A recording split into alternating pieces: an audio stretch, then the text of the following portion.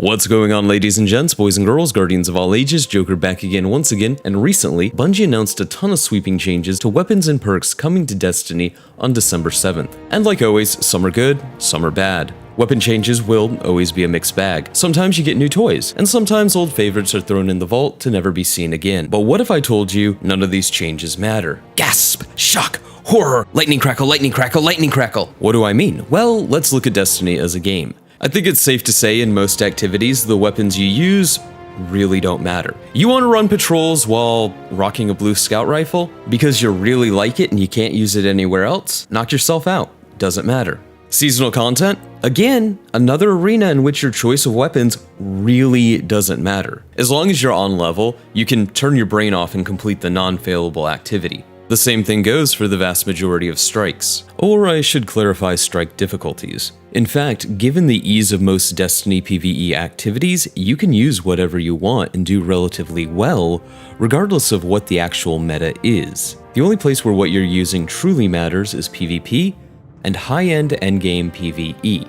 So, Nightfalls, Raids, Dungeons, and Grandmasters. Well, if we glance over the weapon changes coming, nothing looks like it's going to set the world on fire when it comes to PvP. No, looking at the vast majority of these changes target endgame PvE weapons. There's one problem with that. You can change all the weapon archetypes you want, balance perks, add new ones, but as long as those weapons do not have artifact mods that deal with champions and high-end PvE content, then the changes are purely academic.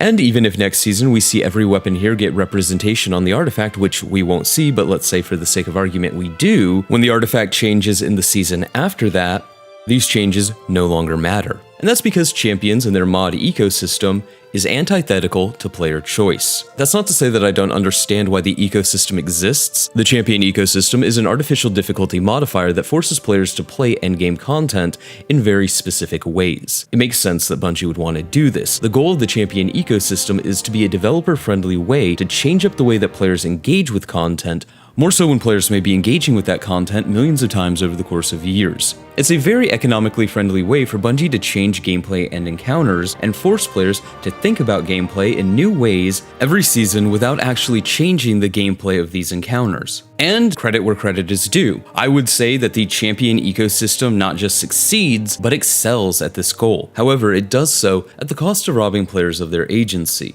But what's the alternative? And this is where the video becomes more of a discussion than any actual criticism of the system. Because the champion ecosystem, like it or not, absolutely makes sense as an endgame system. Without it, the endgame would devolve back into a one way to play the game for 6 months to a year, depending on how long it takes Bungie to change the various metas through buffing, nerfing, or introducing new weapons. So the champion ecosystem allows Bungie to change the meta like clockwork every 3 months and do so without having to rebalance the entirety of the sandbox, but at the cost of player agency. And that's the real issue, because there's no real fixing that.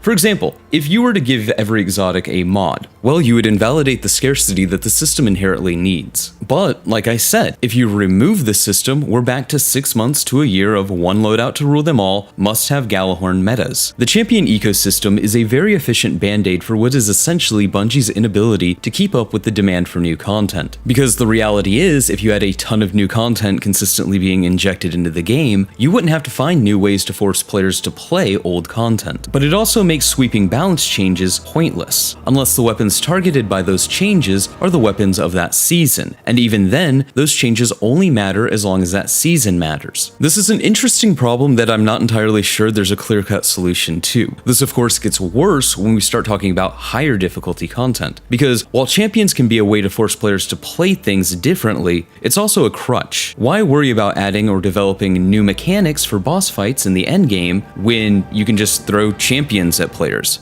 and increase the difficulty artificially? And I think that's the problem that most players have with the champion ecosystem. Bungie treats it like the one-size-fits-all solution to increasing difficulty, where new mechanics or different mechanics would be vastly more engaging for players. The balance then seems to be for Bungie to find the right time when to use champions and when it's the right time to create a new set of mechanics that engage players in new and interesting ways based on the difficulty of the activity. But hey, those are just my thoughts. Let me know yours in the comments below. Remember to like, but only if you did. Subscribe for more. Feel free to donate to my Patreon if you're feeling particularly generous. But above all else, Stay frosty.